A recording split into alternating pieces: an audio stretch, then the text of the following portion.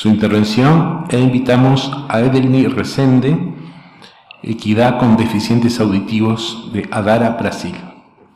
Buenos días, acho que tengo que hablar español porque la mesa toda. Essa é uma broma, eu vou falar somente buenos dias.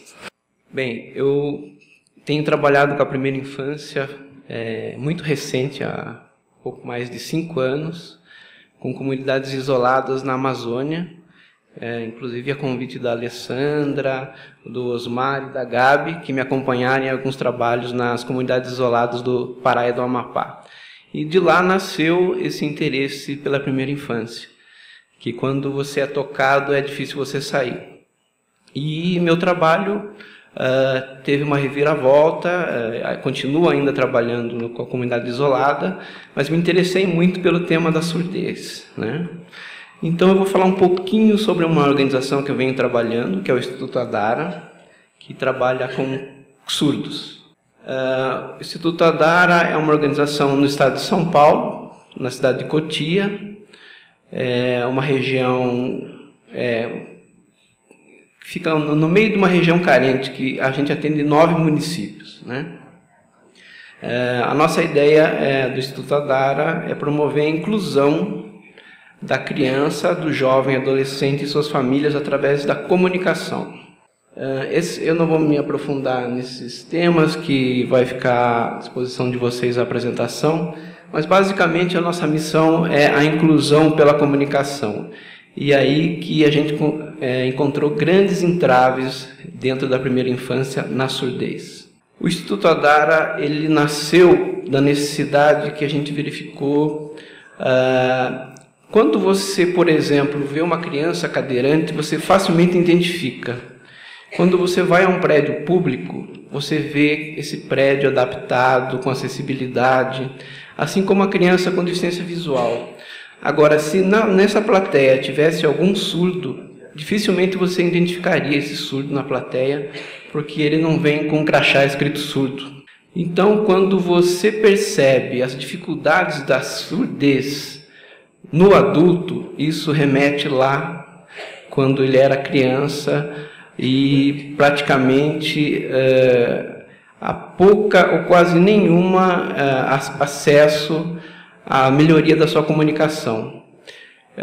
Durante o nosso trabalho, nós constatamos que a criança, quando nasce com surdez, um membro da família serve como interlocutor, e normalmente é a mãe.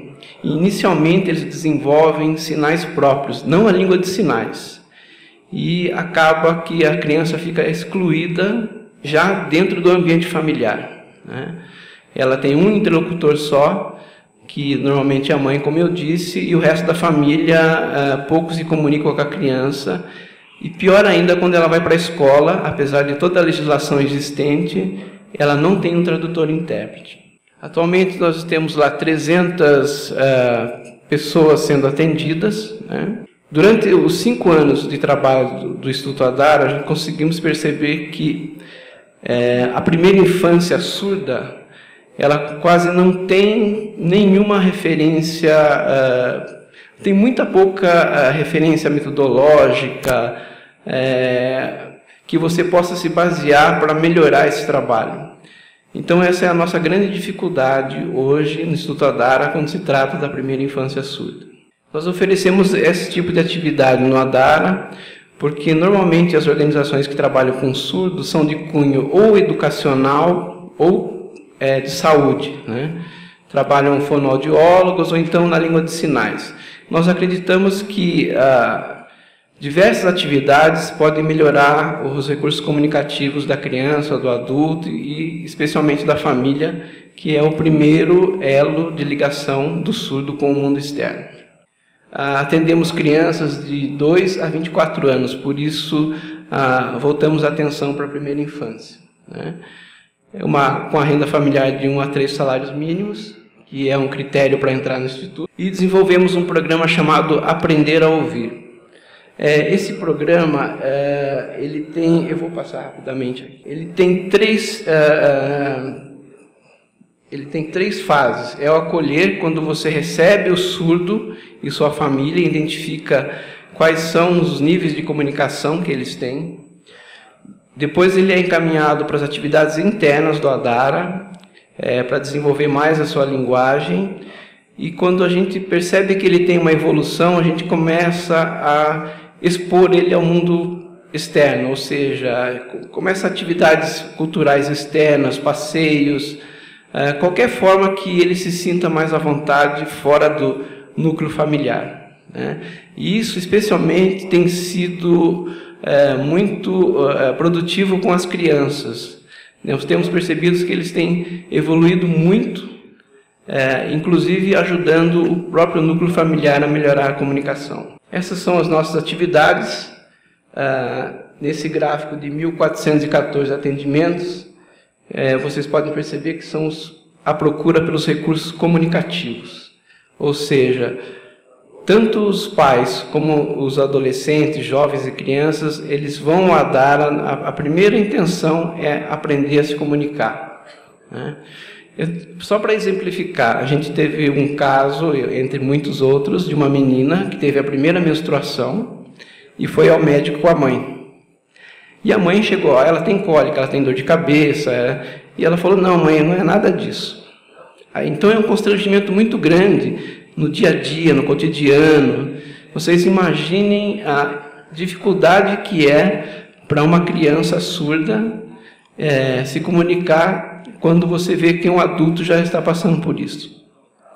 Então, o trabalho do Adara é um pedido de ajuda, é uma lente de aumento dentro das práticas da primeira infância, que tem um olhar especial a esse capítulo, que nos ajudem a desenvolver o nosso trabalho dentro da primeira infância com surdez.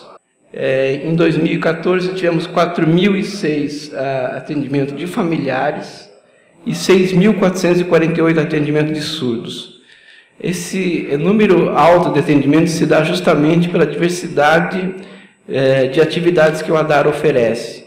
Não só recursos na área de educação, mas também na área de saúde. Então, teve um salto de 2013 para 2014 de 6.565 atendimentos para 10.554 atendimentos. Então, alguns desafios que eu gostaria de compartilhar com vocês que o Adara tem enfrentado quando ele entendeu que deveria trabalhar com a primeira infância surda. Existem carência de modelos, de métodos que possibilitem o desenvolvimento da criança surda na primeira infância.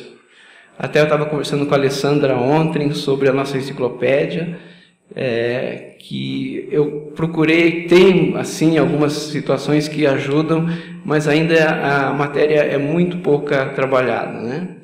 Políticas públicas setorizadas que resultam, na verdade, em um desmembramento da primeira infância. Você tem legislação na educação, na saúde, na assistência social, que elas não se comunicam. Então, fragmenta os direitos da criança surda numa situação de necessidade de recorrer a essas políticas públicas. E os programas existentes hoje são de formas fragmentadas, como eu disse. Ou ele tem um cunho especialmente educativo ou de saúde, mas ele não faz uma menção da criança integralmente na sua necessidade dentro da surdez, né? E especialmente a falta de tradutor e intérpretes. Por exemplo, se a gente tivesse... Eu sei que na transmissão da TV Câmara existe um tradutor e intérprete, mas nesse momento, se tivesse um surdo aqui, ele perderia praticamente todas as apresentações que aconteceram aqui.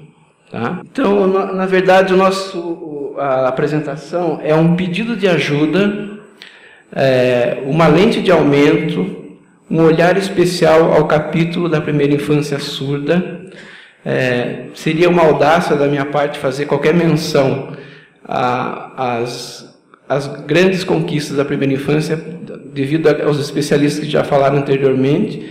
Desnecessário fazer qualquer colocação sobre a importância do investimento na primeira infância, em especial quando se fala da criança surda.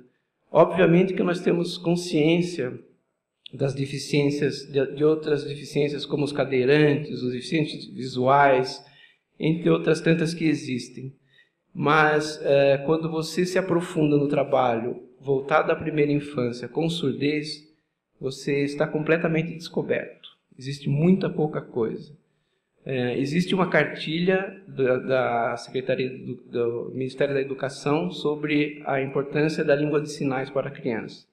É uma das poucas contribuições de cunho público que a gente conseguiu encontrar, que de fato tem uma ótica sobre a primeira infância na educação infantil. É isso, eu não gostaria que vocês entendessem isso como uma crítica, né, mas como um pedido de ajuda, e que quando se pensar em políticas públicas da primeira infância, que ela seja mais abrangente e mais aberta e consiga olhar outras necessidades, não de forma global, que já é um grande avanço, mas eu gostaria que esse olhar especial fosse dedicado a esse capítulo da criança com surdez na primeira infância. Muito obrigado.